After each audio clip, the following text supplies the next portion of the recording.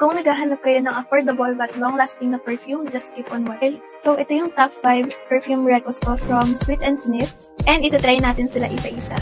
So, lahat ng perfume ng Sweet and Sniff is inspired by the famous scents. So, ito yung top 5 ko. This is the Sex Bomb inspired by Victoria's Secret Bombshell.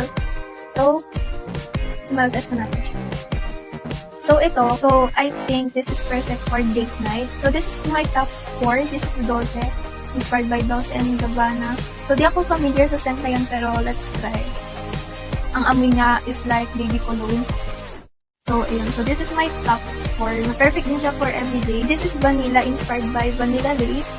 And ito yung top 3 ko kasi dati mahilig ako talaga sa mga vanilla scents. Mabango siya. Amoy sweet, amoy candy, basta amoy masarap. Lahat ng perfume nila is 35% na oil-based and long-lasting. And then, for my top 2 is itong Dark Kiss, inspired by Dark Kiss. So, ito, ibang kasi talaga siya. So, kung gusto niyo yung sweet-sweet lang, then go for this Dark Kiss. Kasi ang bango niya talaga. So, my top 1 is yung Pink Candy nila. And this is inspired by Pink Chiffon. So, basta amoy pink, amoy candy. Ito yung favorite scent ko as of now. Dati yung Dark Kiss, but ito talaga yung pinakagusto kong scent sa kanilang lahat. Amoy sweet girl ka dito talaga.